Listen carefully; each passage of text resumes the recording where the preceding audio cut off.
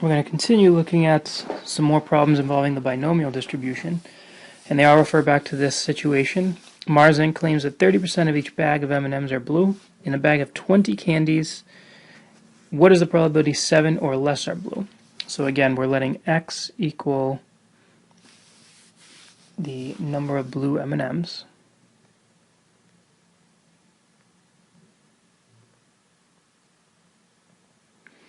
And P is our probability of success, would be 0.3, since there are 30%. Since 30% of each bag are blue M&Ms, and therefore Q again was 70%. So what's the probability 7 or less are blue? 7 or less, that means what's the probability x is less than or equal to 7? So we'll deal with the modeling, and then we'll deal with the actual computing.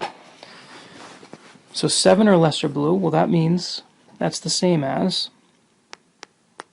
the probability of exactly 1 is blue, plus the probability that exactly 2 are blue, plus the probability that exactly 3, plus 4, all the way up to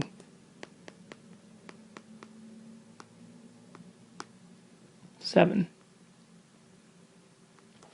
Now you can see now that how it would be a big pain to go through and do each one of these, because each individual outcome is itself kind of a tedious calculation. So we're going to use our calculator to do this for us. So we know what we want. We're going to go to seconds vars, and this time we're going to go to binomial or binom CDF. And again, it takes 3 parameters as usual. It'll take the number of trials. It will take the probability of success on each trial. And it will take the number of successes you're interested in up until that value. So this will give you probability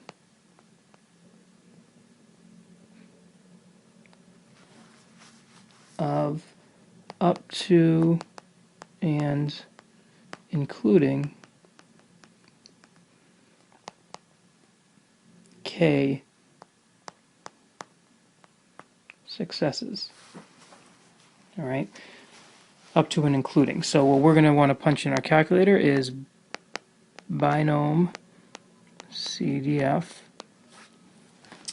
and there are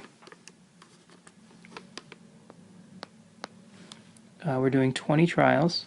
The probability of a success is 0.3, and we want up to and including 7 successes.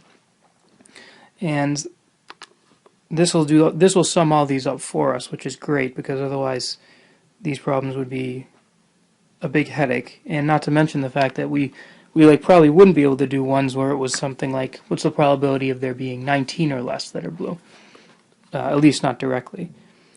So when we do that probability, we end up getting 20.3 and then 7.7723.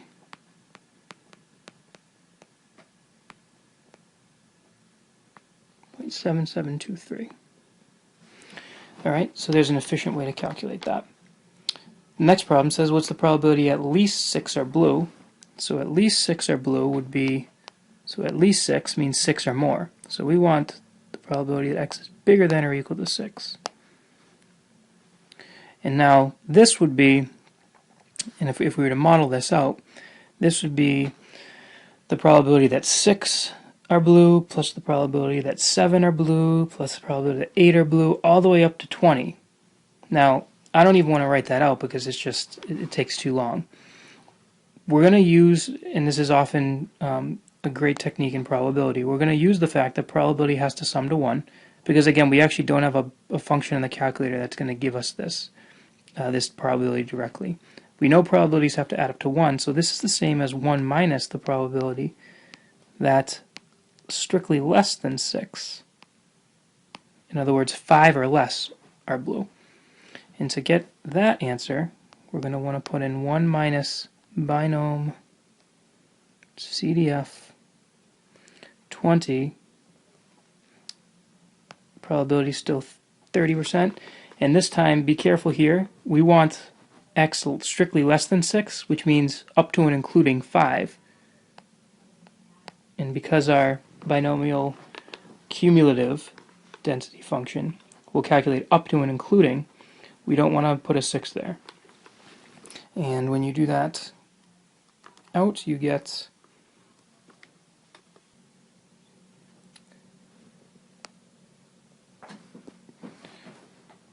you get 0.5836. Don't forget to subtract from 1 to get that. Alright, so in summary, if you want the probability of an individual outcome, you'll use the binomial PDF button, and if you want the probability of several outcomes added up to and including k, then you'll use the CDF button.